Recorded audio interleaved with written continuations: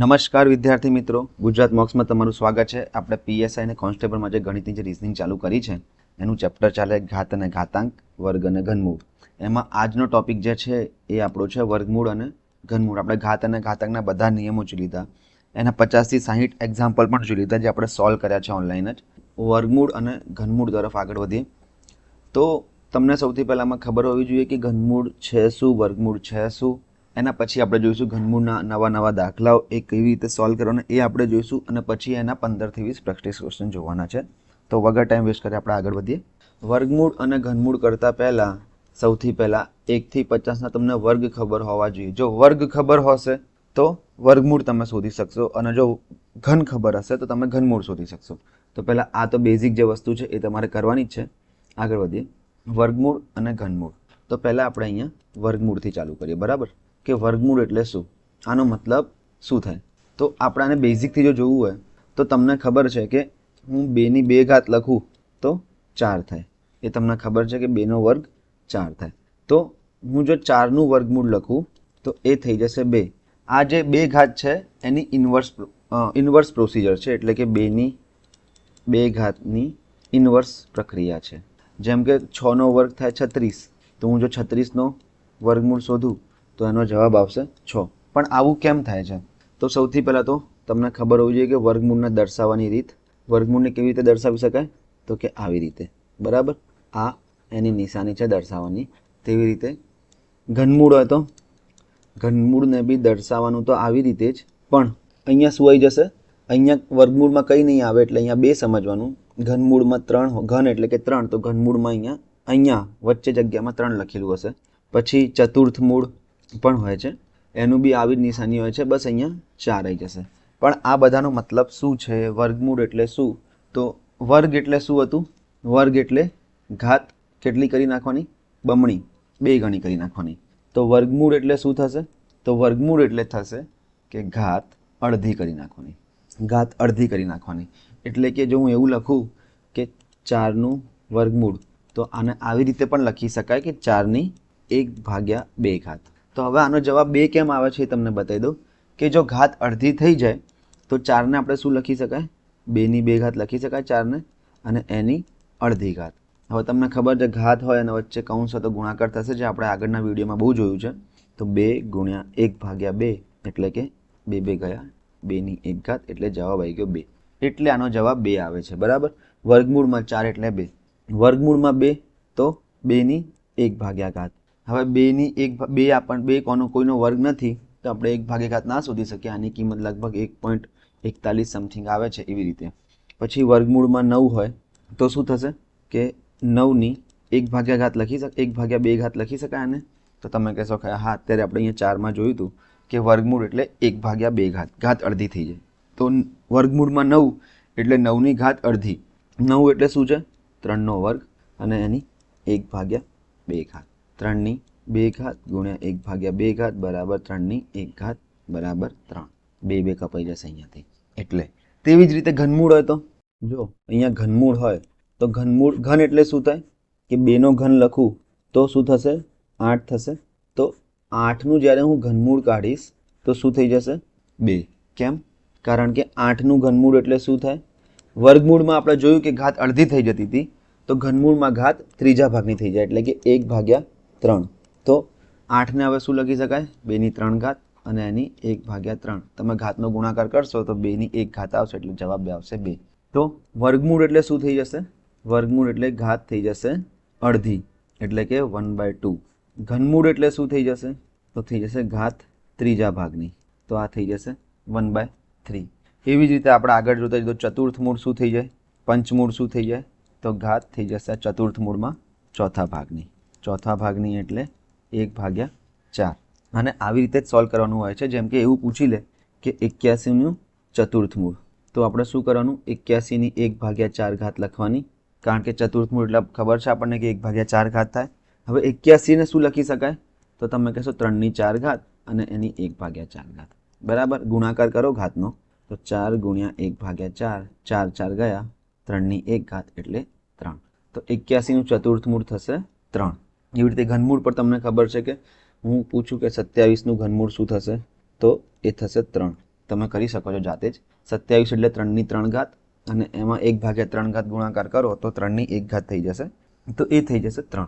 હવે વર્ગમૂળ અને ઘનમૂળના પાયાના નિયમો જોઈએ આપણે. જોઈ લો, કોઈ પણ સંખ્યાનું વર્ગમૂળ આપણે x જોઈએ તો એ કેટલું થઈ જશે, તો એની ઘાતમાં લખીએ આપણે તો એની ઘાત થઈ જશે 1/2. તેવી જ રીતે ઘનમૂળ હોય તો ઘનમૂળ થઈ જશે x ની 1/3 ઘાત. હવે જો હું કોઈના પણ વર્ગમૂળનો વર્ગ કરું તો શું થઈ જશે, ખાલી તે સંખ્યા પોતે. કેમ એવું કેમ થશે, કારણ કે વર્ગમૂળમાં x અને એનો વર્ગ એટલે વર્ગમૂળમાં x એટલે x ની 1/2 ઘાત અને તેનો પણ વર્ગ.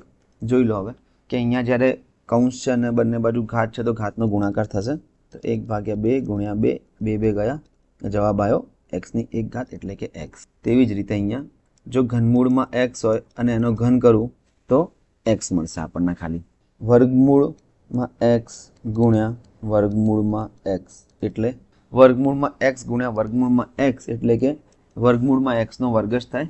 વર્ગ એટલે શું હોય, કોઈ પણ સંખ્યાને તે જ સંખ્યા વડે 2 વખત ગુણો, અથવા એવી રીતે ના કરવું હોય અને આપણે જોયું છે કે √x નો વર્ગ એટલે કે x પોતે. x ની 1/2 ઘાત ગુણ્યા x ની 1/2 ઘાત લખી શકાય ને વર્ગમૂળમાં x અને વર્ગમૂળમાં x ને. હવે જો આધાર ગુણાકાર હોય અને આધાર સરખો હોય તો શું થઈ જશે, ઘાતનો સરવાળો. આવી રીતે પણ તમે જઈ શકો, જવાબ આવશે. તો 1/2 + 1/2 એટલે કેટલું થઈ જશે, 1. જવાબ આવી જશે તમારો 1. ઘનમૂળમાં બી આ બધા જ નિયમો લાગુ પડે છે. વર્ગમૂળ શું કરે છે, વર્ગમૂળ એટલે શું, વર્ગમૂળ એટલે કે નિશાનીની અંદરની બે સંખ્યાને 1 કરી નાખે. બે સંખ્યાને કરી નાખશે 1. જેમ કે શું લખું છું, 4નું વર્ગમૂળ મારે શોધવું છે, બરાબર. તો આ શું થઈ જશે, 4 એટલે 2 ગુણ્યા 2, બે સંખ્યા હોતી ને અહીંયા, તો એને 1 કરી નાખશે એટલે જવાબ આવી જશે 2. તેવી જ રીતે હું જો જોઉં તો આપણે લખીએ 81નો વર્ગમૂળ, બરાબર. 81 એટલે શું થશે, 3 ગુણ્યા 3 ગુણ્યા 3 ગુણ્યા 3. આપણને ખબર છે 3 ની 4 ઘાત થાય. તો આ હવે 2 ની પેર બનાવો તો આ 2, આ જે 3 છે 2 વખત એ 1 બાર આવી જશે 3, અને આ બીજા જે 2 3 છે એ પણ આવી જશે 12 એટલે કે 3 તરી 9. આવી રીતે કામ કરે છે. તો તેવી જ રીતે કોઈ પણ x² ગુણ્યા x ની 4 ઘાત ગુણ્યા x ની 6 ઘાત હોય તો આને બહાર કાઢવું હોય તો શું થઈ જશે વર્ગમૂળમાં. પહેલાં તો આને ડાયરેક્ટ બહાર કાઢવું હોય તો શું થઈ જશે, ઘાત અડધી કરી નાખવાની. અહીંયા x ની 2 ઘાત છે તો કેટલી ઘાત થઈ જશે, અડધી થઈને 1 ઘાત ગુણ્યા અહીંયા x ની 4 ઘાત છે, અડધી થઈને કેટલી થઈ જશે, 4 ના અડધા થઈ જશે 2, અને અહીંયા 6 ઘાત છે તો 6 ના અડધા થઈ જશે 3. તો આનો જવાબ આવશે x ની 6 ઘાત. કારણ કે ગુણાકાર છે તો ઘાતનો સરવાળો થઈ જશે, 1 ને 2 3, 3 ને 3 6. આવી રીતે વર્ગમૂળ અને ઘનમૂળ કામ કરે છે. આપણે આના બીજા થોડા બેઝિક નિયમો જોઈ લઈએ કે શૂન્ય અને દશાંશમાં વર્ગમૂળ અને ઘનમૂળ કઈ રીતે કામ કરે છે. આપણે આમાં ખાલી વર્ગમૂળ જોઈએ, ઘનમૂળ તમને આઈડિયા આવી જશે કે 3 ગણા કરી નાખવાના. વર્ગમૂળમાં અડધા અને ઘનમૂળમાં ત્રીજા ભાગના. વર્ગમાં 2 ગણી ઘાત, ઘનમાં 3 ગણી ઘાત. એવી રીતે વર્ગમૂળમાં અડધી ઘાત, ઘનમૂળમાં ત્રીજા ભાગની ઘાત, બરાબર. શૂન્ય અને દશાંશમાં વર્ગમૂળ કેવી રીતે કામ કરે તો જોઈ લઈએ. હું લખું છું કે 4900નું વર્ગમૂળ શોધો. તો સૌથી પહેલાં શૂન્યનું જોઈએ અહીંયા. તો જેટલા બી શૂન્ય હોય ને એના અડધા શૂન્ય થઈ જશે, બરાબર. જેમ કે અહીંયા જુઓ 2 શૂન્ય છે તો વર્ગમૂળના જવાબમાં કેટલા શૂન્ય થઈ જશે, 1, અને 49નો વર્ગમૂળ થઈ જશે 7 એટલે કે 70. આવી રીતે કામ કરે છે. બીજું હું લખું 2,50,000નું વર્ગમૂળ મારે શોધવું હોય તો હું સિમ્પલ શોધીશ કે 25નું વર્ગમૂળ શું થાય, 5. પછી હવે અહીંયા 4 0 હતા, બરાબર. તો 2 ની પેર બનાવી દો તો આ એક પેરમાંથી 1 0 છૂટો પડશે અને આ એક પેરમાંથી 1 0 છૂટો પડશે એટલે કે 4 0 હતા તો તેના અડધા 0 થઈ જશે એટલે કે 2 0 થઈ જશે એટલે કે 500નો જવાબ આવશે. તેવી જ રીતે આપણે આગળ વધીએ કે આનું વર્ગમૂળ શોધો. તો આનું વર્ગમૂળ કઈ રીતે શોધવાનું, મને ખબર હોવી જોઈએ કે 576 કોનો વર્ગ છે, 24નો વર્ગ છે. તો 576નું વર્ગમૂળ કેટલું નીકળશે, 24, અને અહીંયા 2 0 છે તો સાદી રીતે 1 0 આવી જશે તો જવાબ થઈ જશે આનો 240. બીજું આપણે એક એક્ઝામ્પલ જોઈએ. આનું એક એક્ઝામ્પલ જોઈ લઈએ આપણે કે તો અહીંયા 4 0 છે, જોઈ લો 10,000માં તો કેટલા 0 થઈ જશે, 2 અડધા 0 થઈ જશે એટલે 2 0 ગુણ્યા 16નું વર્ગમૂળ એટલે 4 ગુણ્યા 100નું વર્ગમૂળ 10, કારણ કે 2 0 હતા તો 1 0 થઈ ગયો, અને 25નું વર્ગમૂળ તો 5. શું જવાબ આવી ગયો, 5 ચોક 20, અને એની પાછળ 3 0 એટલે કે 2 3 એટલે 20,000નું વર્ગમૂળ આ છે. એવી જ રીતે ઘનમૂળ હોય તો ઘનમૂળ શું કરે, 3 શૂન્યના 1 શૂન્ય કરશે, બરાબર. તો જેમ કે હું ઘનમૂળમાં લખું કે 8000નું ઘનમૂળ શોધો, તો સૌથી પહેલાં મારે 8 છે ને, તો 8નું ઘનમૂળ શોધવાનું. કેટલું થશે? 2 અને ઘનમૂળ, અહીંયા ઘનમૂળ છે 2 ઘનમૂળ થશે. અને અહીંયા 3 જીરો છે, તો 3 જીરોના કેટલા જીરો થઈ જશે? 1 જીરો. એટલે કે 20નો ઘન 8000 થાય અને 8000નું ઘનમૂળ 20 થઈ જશે. બીજો એક્ઝામ્પલ જોઈએ. આનું મારે શોધવાનું છે ઘનમૂળ. તો શું થઈ જશે? આ કે 125નું ઘનમૂળ થઈ જશે 5. અહીંયા 6 જીરો છે, તો ત્રીજા ભાગના જીરો થઈ જશે. 3 જીરોનો 1 જીરો કરી નાખશે, તો આ 3 જીરોનો 1 જીરો કરી નાખ્યો અને બીજા આ 3 જીરોનો 1 જીરો કરી નાખ્યો, એટલે થઈ ગયો 500. તો આનો જવાબ આવશે 500. આગળ વધીએ, દશાંશમાં જોઈ લઈએ. હવે દશાંશ થોડી સારી વસ્તુ છે, પૂછવાના ચાન્સીસ પણ છે. આ ઇમ્પોર્ટન્ટ વસ્તુ છે, બરાબર. તો દશાંશમાં કેવું હોય છે કે જેમ કે હું આમાં આની પહેલાં આપણે જ્યારે શૂન્ય જોતા હતા તો શૂન્ય અડધા થઈ જતા હતા ને, તો એવી રીતે અહીંયા દશાંશ પછીની જેટલી સંખ્યાઓ આવે ને એ સંખ્યાઓ પણ અડધી થઈ જશે. અને કેમ થશે એ આપણે જોઈએ. હું અહીંયા લખું છું 0.09નું વર્ગમૂળ શોધો. તો શું કરવાનું? 9નું વર્ગમૂળ તમને ખબર જ છે કે 3, બરાબર. અને પોઈન્ટ પછી અહીંયા કેટલી સંખ્યા છે? 2. તો જવાબમાં પોઈન્ટ પછી સંખ્યાઓ અડધી થઈ જશે. એટલે અહીંયા જો 2 સંખ્યા હોય તો પોઈન્ટ પછી 1 સંખ્યા થઈ જશે. તો અહીંયા 3 તો છે જ, તો અહીંયા આગળ પોઈન્ટ મૂકે તો પોઈન્ટ પછી 1 સંખ્યા થઈ ગઈ. આવી રીતે. એવી જ રીતે 0.0004, 4નું વર્ગમૂળ આપણને ખબર છે 2. પોઈન્ટ પછી કેટલી સંખ્યાઓ છે? તો તમે કહેશો 1, 2, 3 અને 4. તો અહીંયા જવાબમાં પોઈન્ટ પછી કેટલી આવી જોઈએ? તો અહીંયા 4 છે, તો પોઈન્ટ પછી 2 સંખ્યા આવી જોઈએ. એક તો આ બગડો આવી ગયો, બીજો એક જીરો મૂકીને અહીંયા પોઈન્ટ મૂકી દઉં તો પોઈન્ટ પછી 2 સંખ્યા થઈ ગઈ ને, તો આ 0. આવી રીતે સેટિંગ કરવાનું હોય છે. હું લખું છું 0.00000049, બરાબર. જોઈ લો હવે તમે. 49નું વર્ગમૂળ 7. પોઈન્ટ પછી કેટલી સંખ્યાઓ છે? અહીંયા 1, 2, 3, 4, 5, 6, 7, 8 સંખ્યાઓ છે.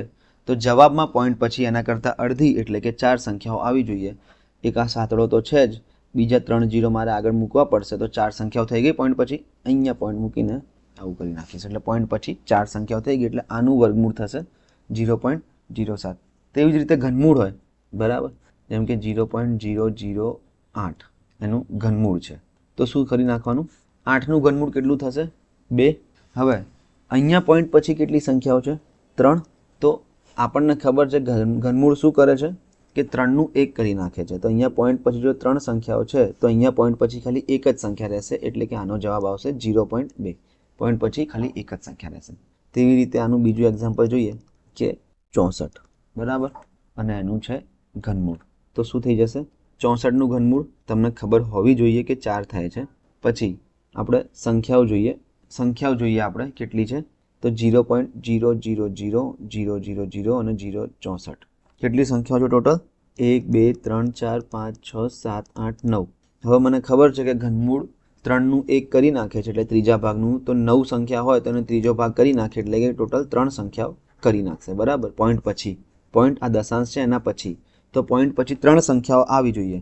અહીંયા 4 તો છે જ, એની આગળ હું 2 જીરો મૂકી દઉં તો 3 સંખ્યાઓ થઈ ગઈ, અને અહીંયા પોઈન્ટ લગાવી દઉં, એટલે આનો જવાબ આવશે આ. તો હવે તમને ખ્યાલ આવી ગયો હશે કે પોઈન્ટ પછી જેટલી સંખ્યાઓ હોય વર્ગમૂળમાં તેના કરતાં અડધી હશે અને ઘનમૂળમાં તેના કરતાં ત્રીજા ભાગની હશે. અને એવી રીતે ચતુર્થ મૂળ હશે તો ચતુર્થ મૂળમાં તેના કરતાં ચોથા ભાગની હશે. જેમ કે હું લખું છું 0.16નું ચતુર્થ મૂળ શોધવાનું છે, બરાબર. આપણે તો 16નું ચતુર્થ મૂળ એટલે કેટલી? કોની 4 ઘાત 16 થશે? તો તમે કહેશો 2. 16નું ચતુર્થ મૂળ 2 થાય. કેમ? કારણ કે 16 છે એનું ચતુર્થ મૂળ શોધવા જઈએ તો 16ની 1/4 ઘાત થઈ. હવે 16 શું છે? 2ની 4 ઘાત, અને એની 1/4 ઘાત જોઉં તો થઈ જશે 2. તો 16ની ચતુર્થ મૂળમાં 16ની જવાબ આવશે 2, 16ના ચતુર્થ મૂળનો. અને અહીંયા સંખ્યાઓ જો પોઈન્ટ પછી કેટલી છે? 1, 2, 3, 4, 5, 6, 7, 8. 8 સંખ્યાઓ છે, તો આ ચતુર્થ મૂળ શું કરી નાખશે? ચોથા ભાગનું કરી નાખશે. 8નો ચોથો ભાગ એટલે કે 8/4 એટલે કે જવાબ આવશે 2. એટલે પોઈન્ટ પછી આપણે હવે ખાલી 2 સંખ્યા મૂકવાની રહેશે. અહીંયા એક બગડો આવી ગયો છે, અહીંયા એક જીરો મૂકી દઉં તો પોઈન્ટ પછી 2 સંખ્યા થઈ ગઈ. આ તેનો જવાબ છે.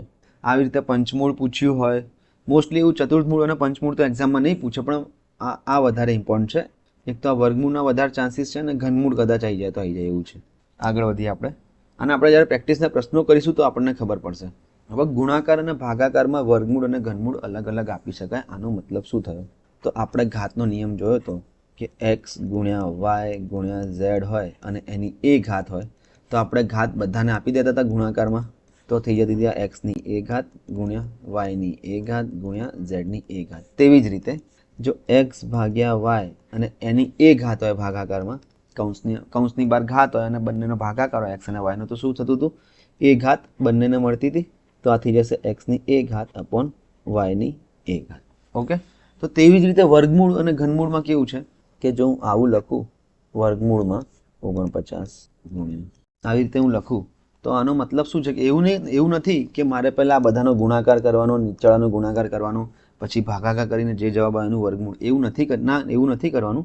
પણ આ વર્ગમૂળ જે છે જે બધા ઉપર કોમન હતું એને અલગ અલગ આપી શકાય. બરાબર, મારી સુવિધા ખાતર 125 ભાગ્યા હું 625ને પણ અલગથી વર્ગમૂળ આપી શકું અને 256ને પણ અલગથી વર્ગમૂળ આપી શકું. હવે આ કેટલું ઇઝી થઈ જશે કે 49નું વર્ગમૂળ થઈ જશે 7, 64નું વર્ગમૂળ થઈ જશે 64 એટલે 8, 125 નથી, અહીંયા 25 જ છે.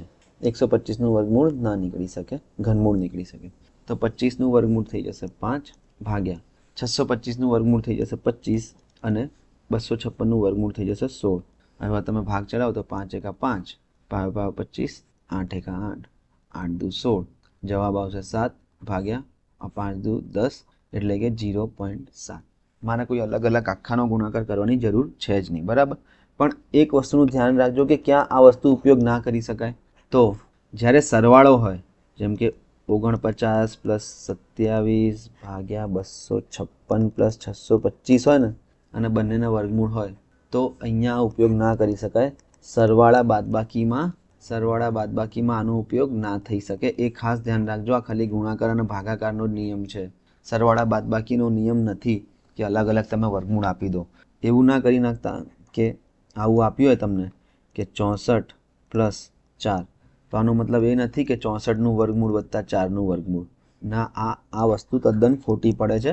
એવું આપ્યું હોય કે 64 ગુણ્યા 4, તો તમે કરી શકો કે 64નું વર્ગમૂળ ગુણ્યા 4નું વર્ગમૂળ. 64નું વર્ગમૂળ 8, 4નું વર્ગમૂળ 2 એટલે કે જવાબ આવશે 16. પણ અહીંયા આખું અલગ પડી જશે. આ ખોટું છે સરવાળા બાદબાકીમાં. બરાબર, એ ખાસ ધ્યાન રાખવું. હવે એક ઇમ્પોર્ટન્ટ ક્વેશ્ચન બધા જે આવે છે એસએસસી બેન્કિંગમાં ઘણા આવે છે. હવે ગુજરાત ગવર્મેન્ટમાં બી આ પૂછવાની શક્યતાઓ છે કે અનંત સુધીના વર્ગમૂળનો સરવાળા અને બાદબાકી. તો અનંત સુધીના વર્ગમૂળ તો આપણે શોધી પણ ના શકીએ, તો આપણને સરવાળા અને બાદબાકી તો કઈ રીતે ખબર હોય? તો જોઈ લઈએ આપણે કેવી રીતે કરવાનું છે. આમાં કેવું હશે, સરવાળો બાદબાકી છે ને, તો કેવું હશે આમાં એક્ઝામ્પલ જોઈએ. પહેલાં બધી સંખ્યાઓ નથી લેતો હું, પહેલાં એક્સ લઉં છું. બરાબર, આવું છે એક એક્સ પ્લસ એની અંદર બી જ સંખ્યા એક્સ પ્લસ આની અંદર પણ જ સંખ્યા એક્સ, આની અંદર પણ જ સંખ્યા એક્સ. આવી રીતે ક્યાં સુધી? અનંત સુધી આ બધું ચાલ્યું કરે છે. આ પેટર્ન અનંત સુધી ચાલે છે. તો જ્યારે આવું હોય તો કંઈ નથી કરવાનું, શોર્ટ ટ્રીક જ છે અને શોર્ટ ટ્રીક જ કહેવાય કે એક્સને ઉઠાવો. પહેલાં એક્સને ઉઠાવી લીધો. હવે એના એવા બે ભાગ પાડો જે ક્રમિક હોય. ક્રમિક ભાગ એટલે કે એક પછી એક તરત આવતા હોય, જેમ કે 2 અને 3, 7 અને 8 એ તરત આવે છે ને, તો એવા બે ભાગ પાડવાના. તો ક્રમિક એટલે કે જો એક ભાગ n હોય તો બીજો ભાગ n+1 હોય. એક ભાગ જો n એટલે કે ગમે તે હોય તો બીજો ભાગ એના કરતાં એક વધારે હોય. પછી જો અહીંયા નિશાની જુઓ, અહીંયા નિશાની કઈ છે? બીજું સ્ટેપ શું છે? નિશાની ચેક કરવાનું. જો પ્લસ હોય તો n+1 મૂકી દો અને જો માઇનસ હોય તો n મૂકી દો ખાલી. હવે આ તમને સમજવામાં અઘરું લાગશે, પણ તમે તો બી એક વખત જોઈ લો કે આવી રીતે આપેલું હોય જ્યારે x પ્લસ ઓર માઇનસ વર્ગમૂળમાં x પ્લસ ઓર માઇનસ વર્ગમૂળમાં x પ્લસ ઓર માઇનસ વર્ગમૂળમાં x plus or minus. Plus or minus એટલે કે હું એવું કહું છું કે ક્વેશ્ચનમાં પ્લસ ઓર માઇનસ બંને નહીં હોય. જો પ્લસ પણ હોઈ શકે અને માઇનસ પણ હોઈ શકે, પણ બંને સાથે ના હોઈ શકે. અથવા તો પ્લસ હશે અથવા તો માઇનસ હશે. બરાબર, તો પ્લસ હોય તો મોટી સંખ્યા, અને માઇનસ હોય તો નાની સંખ્યા. એટલું ધ્યાન રાખજો. અને શેની નાની મોટી સંખ્યા? તો એક્સના પહેલાં ક્રમિક ભાગ પાડવાના. હવે તમે આને જોશો એક્ઝામ્પલમાં, રિયલ એક્ઝામ્પલમાં, તો તમને બહુ સરળ લાગશે. કોઈ પણ એક્ઝામ્પલ લઈ લઉં છું, 72 લઈ લઉં. 72 પ્લસ 72 પ્લસ 72 પ્લસ 72 એવી રીતે અનંત સુધી. બરાબર, સૌથી પહેલાં શું કરવાનું? 72ને ઉઠાવો, એના એવા બે ભાગ પાડો જે ક્રમિક હોય. તો મને 72 મને ખબર છે કે 8 અને 9 ક્રમિક છે ને, 8 પછી તરત જ 9 આવે છે ને, તો ક્રમિક ભાગ કયા થયા? એક થયો 8 અને એક થયો 9. તો અહીંયા નિશાની શેની છે? પ્લસ. જો નિશાની પ્લસની હોય તો મોટી સંખ્યા એટલે કે આનો જવાબ આવશે 9. અને જો નિશાની આમાં માઇનસની હોત તો નાની સંખ્યા એટલે કે 8 જવાબ આવતો. બરાબર, આપણે માઇનસનું બે જોઈ લઈએ. બસ, તો આનો જવાબ છે 9. કંઈ નથી કરવાનું, 72ના એવા બે ભાગ પાડો જે ક્રમિક હોય. બરાબર, તો મેં ભાગ પાડ્યા 8 9 72, પ્લસ નિશાની હતી તો 9 જવાબ આવી ગયો. જો અહીંયા માઇનસ નિશાની હોત બધી જગ્યાએ તો 8 જવાબ આવી ગયો. તો બસ એટલું જ છે. વર્ગમૂળમાં 90 માઇનસ એવી રીતે અનંત સુધી. તો સૌથી પહેલાં 90ને ઉઠાવ, એવા બે ભાગ પાડો જે ક્રમિક હોય. તો અહીંયા તો દેખાઈ જાય છે કે એક 9 છે અને એક 10 છે. 9 10 90 થઈ જાય. બરાબર, કેવા ભાગ છે આ? ક્રમિક. અહીંયા નિશાની કઈ છે? નિશાની છે માઇનસની. તો જો માઇનસની નિશાની હોય તો અહીંયા આપણે લખેલું જ છે, નાની સંખ્યા લેવાની. તો આનો બી જવાબ આવશે. આનો જવાબ કેટલો આવશે? 9. બરાબર, અને જો અહીંયા પ્લસની નિશાની હોત તો આનો જવાબ આવતો 10. આવી રીતે આ સોલ્વ કરવાનું છે. એકદમ ઇઝી છે, કંઈ છે નહીં આમાં. તમારે ખાલી ક્રમિક ભાગ કયા પાડવાના એ ધ્યાન રાખવાનું કે ક્રમિક ભાગ પડવા જોઈએ, એવું નહીં કે ગમે તે. એમ તો 72ના ઘણા બધા ભાગ પડે છે. બરાબર, જેમ કે 18 ચોક 72 થઈ જાય, 24 તરી 72 થઈ જાય, પણ મારે બે ક્રમિક ભાગ પાડવાના છે. તો એ ખાસ ધ્યાન રાખજો. પછી બીજી વસ્તુ એ ધ્યાન રાખવાની છે કે નાની સંખ્યા ક્યારે મૂકવાની? જ્યારે માઇનસ નિશાની હોય, અને મોટી સંખ્યા ક્યારે મૂકવાની? જ્યારે પ્લસ નિશાની હોય. આગળ વધીએ આપણે. હવે ગુણાકાર. બરાબર, તો ગુણાકારમાં કેવું છે કે આમાં બે વસ્તુઓ છે. બરાબર, પહેલાં તો આપણે એ કરી દઈએ, બે ભાગ પાડી દઈએ તો તમને ખ્યાલ આવશે. એક એકદમ ઇઝી છે અને બીજી પણ ઇઝી જ છે, પણ થોડું એમાં જોવા જેવું છે. તો પહેલું જોઈએ આપણે કે ગુણાકાર એટલે કે વર્ગમૂળમાં અનંત સુધીના ગુણાકાર x હોય, પછી ફરીથી વર્ગમૂળમાં x હોય, એના બી વર્ગમૂળમાં x, એના બી વર્ગમૂળમાં x, એવું ક્યાં સુધી હોય? અનંત સુધી. તો જવાબ શું આવે? એકદમ સરળ છે. જ્યારે ગુણાકારમાં x અનંત સુધી હોય ને તો જવાબ ખાલી x થઈ જશે. એટલે જે અંદર સંખ્યા આપેલી હશે એ જ. ઉદાહરણ જોઈ લઈએ આપણે આના. તો વર્ગમૂળમાં 5 5 5 5 એવી રીતે ક્યાં સુધી? અનંત સુધી. તો શું જવાબ આવી જશે? 5. જે સંખ્યા હોય એ જ જવાબ બની જશે આનો. વર્ગમૂળમાં 18, ગમે તે સંખ્યા 18 18 18 એવી રીતે અનંત સુધી. તો 18 થઈ જશે એનો જવાબ. આ એકદમ સરળ હતું, અનંત સુધીનું હતું. આ તમે જોયું હશે બધામાં ઇન્ફાઇનાઇટનો સિમ્બોલ લાગેલો છે. અહીંયા અનંત નથી, આ અનંત સુધી નથી. અહીંયા એક્ઝામ્પલ કેવું છે કે જોઈ લો તમે કે આ એક્સ એક્સ એક્સ અમુક જગ્યા સુધી, અનંત નહીં, જેમ કે 3 વખત છે. બરાબર, તો જવાબ શું આવશે? x ભાગ્યા 2n ઉપર આવશે 2n માઇનસ 1. અને તમને હજુ કહું છું, આ તમારે યાદ રાખવાની જરૂર નથી, આ ખાલી સમજવા માટે હતું. બરાબર, તો પણ તમને આ સમજણ પડી જાય આના પરથી તો બહુ સારું છે. બાકી આપણે આને આગળ જોઈશું. ઉદાહરણ પરથી તો વધારે ખબર પડશે, કારણ કે મેથ્સ એ પ્રેક્ટિકલ વિષય વધારે છે થિયરી કરતાં. એક્ઝામ્પલ જોઈએ આનું. વર્ગમૂળમાં 3 વર્ગમૂળમાં 3 અને વર્ગમૂળમાં 3. બરાબર, આની કિંમત કેટલી થશે? 3ની કેટલી ઘાત થશે? તો આનો જવાબ શું આવશે ખબર છે? પહેલાં તો જે સંખ્યા છે એ લખી નાખો 3. હવે એની ઘાત કેટલી થશે? બરાબર, તો ઘાતમાં પહેલાં આ અપૂર્ણાંકની નિશાની બનાવી દો. ખાસ ધ્યાન રાખજો, આ એકદમ ધ્યાનથી સાંભળવાની વસ્તુ છે. શોર્ટ ટ્રીક જ કહેવાય આને બી, કે 3 છે આધારમાં. અહીંયા વર્ગમૂળમાં બધી જગ્યાએ 3 છે તો 3ને આધાર બનાવી દો. ઘાત અહીંયા 3 કેટલી વખત આવ્યા? તો તમે કહેશો 3 આવ્યા 3 વખત. તો 2ની 3 ઘાત કેટલી થાય? 8. તો બસ અહીંયા 8 લખો અને એને કરતાં 1 ઓછું એટલે અહીંયા 7 લખી દો. એટલે કે આનો જવાબ થઈ જશે 3ની 7 ભાગ્યા 8 ઘાત. નહીં સમજાયું હોય તો આપણે આગળ હજુ જોઈશું. બીજું એક્ઝામ્પલ જોઈએ. 2 નથી લેતો હું, 8 7 લઈ લઉં છું. 7 7 7 અને 7. આનો જવાબ કેટલો આવશે એ આપણને પૂછ્યું છે. તો મને ખબર છે કે અહીંયા વર્ગમૂળમાં બધી જગ્યાએ 7 7 7 છે, તો હું 7 લખી દઉં સૌથી પહેલાં. પછી અપૂર્ણાંકનું બનાવી દઈશ. હવે મારે અહીંયા ખાલી 2 જગ્યાએ, એક અહીંયા અને એક અહીંયા મૂકવાનું કિંમત રહી. હવે હું જોઈશ 7 કેટલી વખત આવ્યા?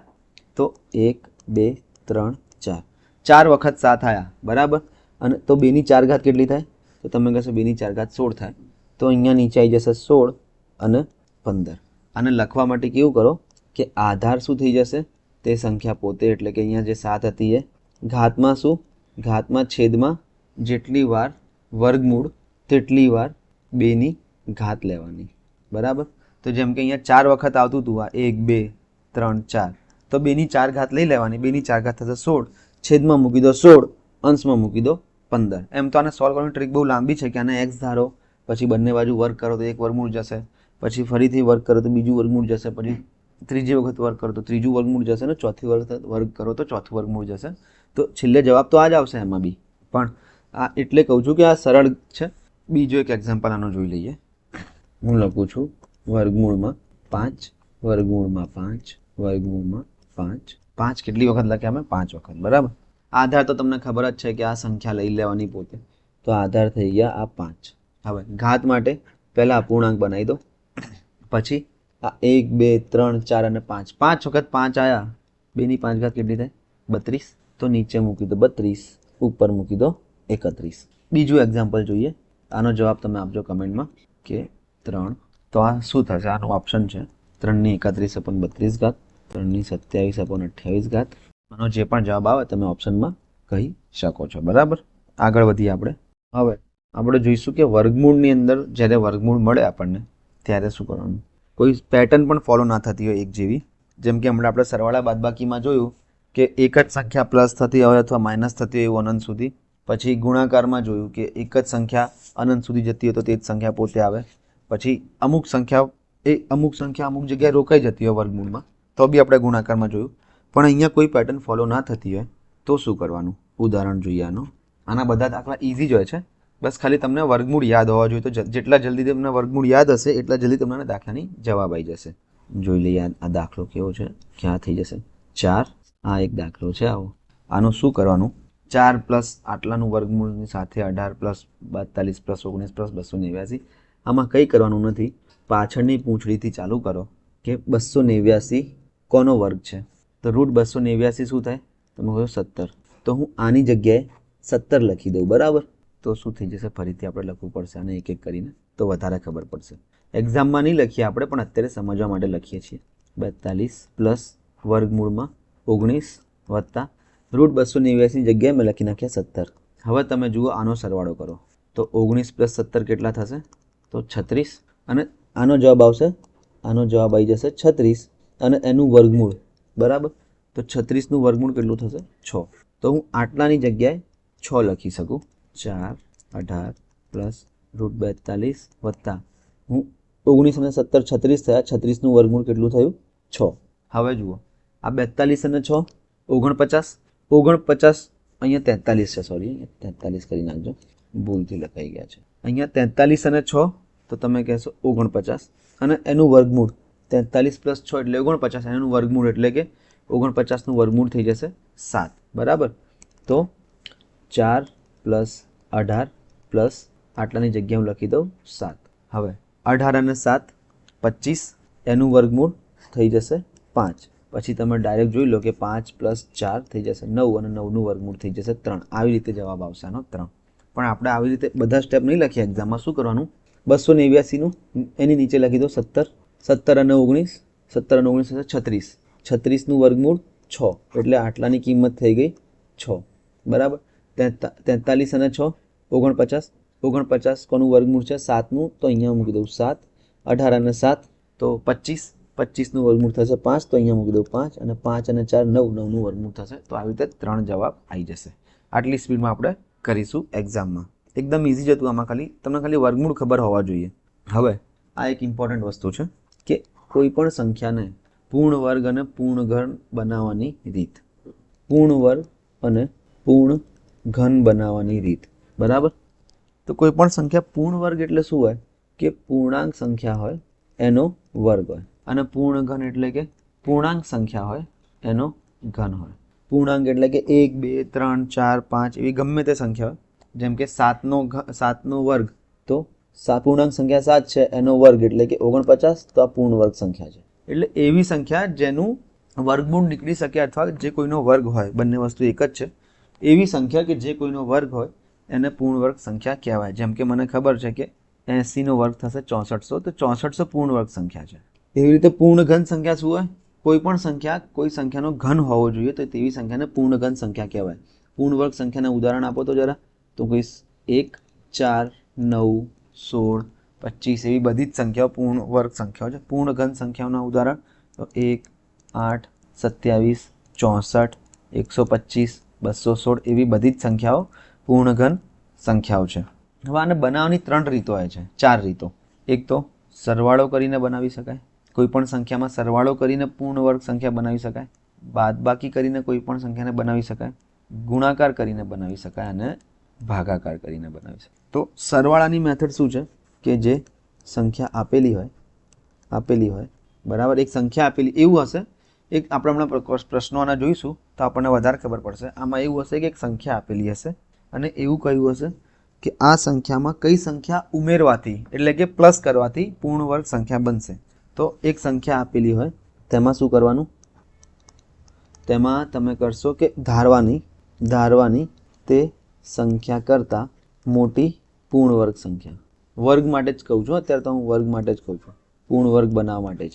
તો એક સંખ્યા આપેલી હશે, જો ઉમેરીને કંઈ કરવાનું હશે તો શું કરવાનું, ધારવાની તે સંખ્યા કરતાં કઈ સંખ્યા તે સંખ્યા કરતાં મોટી પૂર્ણ વર્ગ સંખ્યા ધારી લો. બરાબર. હવે બંનેનો તફાવત લઈ લો, એ જવાબ.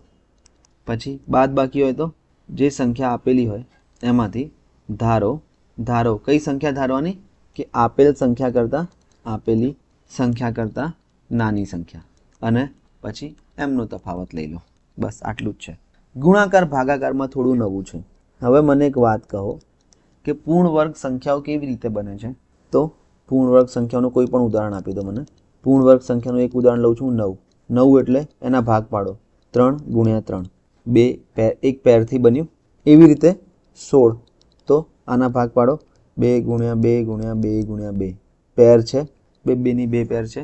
એવી રીતે 36, તો 6 × 6. હજુ આના ભાગ પાડો તો 3 × 2 × 3 × 2. જો આ એક 3ની પેર બની બરાબર, અને આ એક 2ની પેર બની. આવી રીતે કપલમાં હોય તો પૂર્ણ વર્ગ સંખ્યા બને. તો ગુણાકાર ભાગાકારમાં શું કરવાનું, તેના અવિભાજ્ય અવયવો પાડો. પહેલાં જે આપેલી સંખ્યા છે એના અવિભાજ્ય અવયવો પાડો, અને જેની પેર ઓછી પડતી હોય તે સંખ્યા જવાબ હશે. આમ આપણને થિયરીથી કંઈ જ ખબર ના પડે જ્યાર સુધી આપણે દાખલાઓ ના ગણીએ મેથ્સમાં. પણ એક વસ્તુ આટલું તમે થોડું ધ્યાન રાખી લો તો સારું છે કે સરવાળો પૂછ્યો હોય તો જે સંખ્યા આપેલી હોય એના કરતાં ઉપરની પૂર્ણ વર્ગ સંખ્યા તમારે ધારી લેવાની, અને પછી એ જે ઉપરની પૂર્ણ વર્ગ સંખ્યા ધારી તેને આ સંખ્યામાંથી બાદ કરી નાખો એટલે જવાબ મળી જશે. પછી માઇનસ હોય તો માઇનસમાં શું કરવાનું છે, આપેલી સંખ્યા હોય એના કરતાં નીચેની, એના કરતાં નાની પૂર્ણ વર્ગ સંખ્યા ધારો અને પછી બંનેનો તફાવત લઈ લો તો જવાબ આવી જશે. અને ગુણાકાર ભાગાકારમાં કેવું કે અવયવો પાડો, પહેલાં અવિભાજ્ય અવયવ નાના ટુકડા કરી નાખો એના સંખ્યાના. પછી 2ની પેર બનાવો વર્ગ માટે. ઘન હોય તો 3ની બનાવવાની, પણ વર્ગ પૂછ્યો હોય કે પૂર્ણ વર્ગ સંખ્યા બનાવો તો 2ની પેર બનાવો. બરાબર. અને એ પેરમાં જે કપલ ના બનતું હોય, જે સિંગલ રહી જતા હોય એ બધા એ જવાબ થઈ જશે. બરાબર તમારો. આના આપણે પ્રશ્નો જોઈએ તો આપણને વધારે ખ્યાલ આવશે. આમાં શું છે કે 192ને નાનામાંની કઈ સંખ્યા વડે ગુણવાથી તે પૂર્ણ વર્ગ સંખ્યા બનશે. 3 વસ્તુ ધ્યાનમાં રાખવાની છે. 192 ગુણવાથી અને પૂર્ણ વર્ગ. આપણને ખબર છે કે જ્યારે ગુણવાથી બનાવવાની હોય તો કેવી રીતે બનાવવાની, સૌથી પહેલાં એના અવિભાજ્ય અવયવો પાડવાના. બરાબર. અવિભાજ્ય અવયવો પાડ્યા પછી પેર બનાવવાનું ચાલુ કરો. કેટલાની, 2ની પેર બનાવો. જે પેર ખૂટતી હોય તે જવાબ હશે. એવું જરૂરી નથી કે એક જ પેર ખૂટતી હોય, 2 પણ પેર ખૂટતી હોય તો બંનેનો ગુણાકાર કરી નાખવાનો, તે જવાબ હશે. ઓકે, જોઈ લઈએ આપણે આગળ. તો આ છે 192. આના પહેલાં અવયવ કઈ રીતે પાડીશું, 2થી ચલાવવાને, તો 9 દુ 18, 1 2 એટલે 6 દુ 12.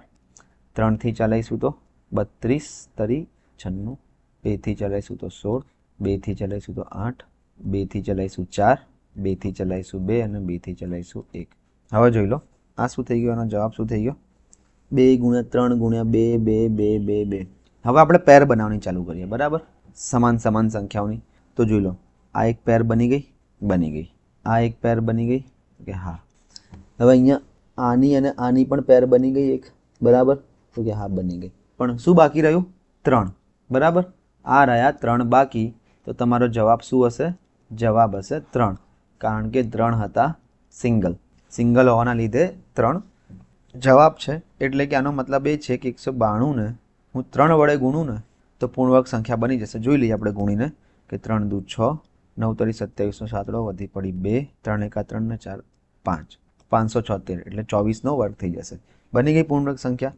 તો આમાં તમારો જવાબ આવી જશે 3. જે વસ્તુ સિંગલ હોય એ તમારો જવાબ હશે. બીજો પ્રશ્ન જોઈએ. ઘન. હવે આ જ વસ્તુ છે ઘનમાં. 81 ને નાનામાં નાની કઈ સંખ્યા વડે ગુણવાથી પૂર્ણ ઘન બને? હિન્ટ શું હોવી જોઈએ આમાં? એક તો ગુણવાનું છે એટલે તમારે એ ધ્યાન રાખવાનું કે ગુણવાવાળા નિયમો યાદ રાખવાના. પૂર્ણ ઘન બનાવવાના છે એટલે કે હવે કેટલાની પેર બનાવવાની? પૂર્ણ વર્ગમાં આપણે બે બે સંખ્યાઓની પેર બનાવતા હતા, પણ પૂર્ણ ઘનમાં હવે 3 સંખ્યાઓની પેર બનાવવાની અને સંખ્યા છે 81. તો સ્ટેપ શું છે ગુણાકારમાં? કે અવિભાજ્ય અવયવો પાડી નાખવાના, ટુકડા કરી નાખો એટલે ટુકડા કરી નાખો. પછી ટુકડા કર્યા પછી શું? પેર બનાવો. કેટલાની? 3ની. કેમ? કારણ કે પૂર્ણ ઘન શોધવાનું છે. તો આગળ જોઈ લઈએ આપણે. 81ના પહેલાં ભાગ પાડી તો દઈએ. 3થી ચાલશે તો 27 તરી 81, આ 3થી ચાલશે તો 9 તરી 27 અને આ 3થી ચાલશે 3 એકા 3 તરી 9 અને 3 એકા 3. તો શું થઈ ગઈ આની? 3 ગુણ્યા 3 ગુણ્યા 3 ગુણ્યા 3. હવે આપણે 3ની પેર બનાવવાની છે, બરાબર? તો આ તો એક 3ની પેર બની ગઈ, પણ અહીંયા મારે 3ની પેર બનાવવા માટે શું ખૂટે છે? તો 2 3 હોવા જોઈએ. જો 2 વખત અહીંયા 3 મૂકું તો 3ની એક પેર બની જશે. તો 2 3નો મતલબ શું થયો? 3 ગુણ્યા 3 એટલે કે 9, બરાબર? તો 3 ગુણ્યા 3 એટલે કે 9. તો આ સંખ્યાને 9 વડે ગુણવાથી પૂર્ણ ઘન સંખ્યા બનશે. આપણે ગુણીને જોઈ લઈએ. 81 ગુણ્યા 9 એટલે 9 એકા 9 ને 8 9 72, 729. કોનો ઘન છે આ? આ 9નો જ ઘન છે. તો 81 ને 9 વડે ગુણવાથી તે પૂર્ણ ઘન સંખ્યા બનશે. બીજો પ્રશ્ન આમાં જોઈએ આપણે થોડો. 108 ને, બરાબર? તો આપણને ગુણાકારના નિયમો ખબર જ છે. ગુણાકારના નિયમો શું છે? કે ટુકડા કરો. કેવા ટુકડા? પણ અવિભાજ્ય. અને જે પણ અને પછી પેર બનાવો. પેર કેટલાની બનાવવાની છે? 3ની. કેમ? કારણ કે પૂર્ણ ઘન સંખ્યા છે એટલે અહીંયા પેર 3ની બનશે. અને પછી જે વધતું હોય એ જવાબ, જે બાકી રહે એ જવાબ. જેમ કે 108નું તમે જોઈ લો. શું થશે? 3થી ચલાવીશ તો 3 તરી 9 1 8, 6 તરી 18, હજુ 3થી ચલાવીશ તો 12 તરી 36, હજુ 3થી ચલાવીશ તો 4 તરી 12, 2 2 એકા 2. એટલે આ શું થઈ ગયું? 3 ગુણ્યા 3 ગુણ્યા 3 ગુણ્યા 2 ગુણ્યા 2. 3ની હવે પેર બનાવીએ. તો એક તો આ પેર છે 3ની, 3 સંખ્યાઓ અંદર આવી સમાન, અને એક અહીંયા બનવી જોઈશે પણ બનતી નથી. શું ખૂટે છે આ 3ની પેર બનાવવા માટે? તો 1 2, એક વખત 2 મૂકી દો તો આ બી 3ની પેર બની જશે. તો બસ આ જે ખૂટે છે ને એ આની સાથે આ જવાબ છે એનો. આ છે એનો જવાબ. જવાબ આનો આવશે જે ખૂટતું હોય એ, એટલે કે 2. કેમ? કારણ કે 108ને જો હું 2 વડે ગુણું તો થઈ જશે 216, જે 6નો ઘન છે. તો પૂર્ણ ઘન થઈ ગઈ સંખ્યા. તો 108ને 2 વડે ગુણવાથી પૂર્ણ ઘન સંખ્યા બને. જે ખૂટતું હોય એના વડે ગુણવાથી. એટલે કે આ અહીંયા 2 ખૂટતો હતો તો 2 વડે ગુણવાથી પૂર્ણ ઘન સંખ્યા બની જશે. આગળ જોઈએ આપણે. આ જોઈ લો હવે. 531માં સારો ક્વેશ્ચન છે. 531માં કઈ સંખ્યા ઉમેરવાથી પૂર્ણ વર્ગ બનશે? તો ઉમેરવાથી એટલે પ્લસ કરવાથી. પ્લસનો નિયમ શું હતો? કે આ જે સંખ્યા આપી છે એના કરતાં મોટી સંખ્યા ધારો. કઈ ધારો? પણ મોટી સંખ્યા ધારો. કેવી? પૂર્ણ વર્ગ સંખ્યા. કોઈ પણ નહીં, પૂર્ણ વર્ગ સંખ્યા. તો અહીંયા એક 531 આપ્યા છે. 531 પછીની પૂર્ણ વર્ગ સંખ્યા કઈ છે? તો 531 પછીની પૂર્ણ વર્ગ સંખ્યા આવે છે જે 576 છે, જે 24નો વર્ગ છે, બરાબર? તો આપણે આ ધારી લીધી. હવે આ બસ બીજું કંઈ નથી. હવે 576માંથી 531 માઇનસ કરી દો એટલે જવાબ આવી જશે 5 અને 4. બસ 45 જવાબ. આટલું જ ઇઝી હતું. આટલું જ સરળ હતું. ખાલી તમને આ ધારતા આવડવું જોઈએ. ધારતા આવડવું જોઈએ કે 576, પણ 576 બી કેમ? કે અહીંયા ઉમેરવાથી પૂછ્યું છે એટલે અહીંયા આપણે મોટી સંખ્યા ધારીશું. જો ઘટાડવાથી કીધું હોત તો આના કરતાં નાની સંખ્યા ધારતા તો આના કરતાં નાની સંખ્યા આવી જતી 529. તો 2 જવાબ આવતો. એટલે 531માં હું 2 ઘટાડું તો પૂર્ણ વર્ગ બનશે અને 45 વધારું તો પણ પૂર્ણ વર્ગ બનશે, એવું કહેવાનો મતલબ છે. પણ આ તમને ધારતા ક્યારે આવડશે? જ્યારે તમને બધા વર્ગ ખબર હશે કે આની અને આની પછી કયો વર્ગ આવે છે, એવી રીતે. બીજો પ્રશ્ન જોઈએ આપણે. આ જોઈ લો. ઘટાડવાવાળો આવી ગયો. 270માં કઈ સંખ્યા ઘટાડવાથી તે પૂર્ણ વર્ગ બનશે? બરાબર. ઘટાડવામાં શું હતું? નાની પૂર્ણ વર્ગ ધારવાનું, નાનો પૂર્ણ વર્ગ ધારો અને નાનો પૂર્ણ વર્ગ ધારો, બરાબર. આનો મતલબ શું છે?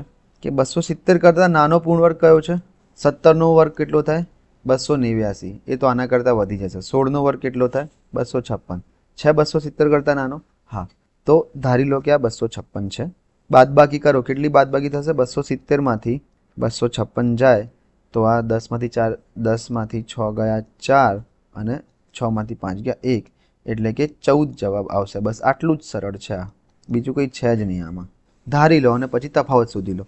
આગળ આપણે પ્રશ્ન જોઈએ. 60માં કઈ સંખ્યા ઉમેરવાથી તે પૂર્ણઘન બનશે?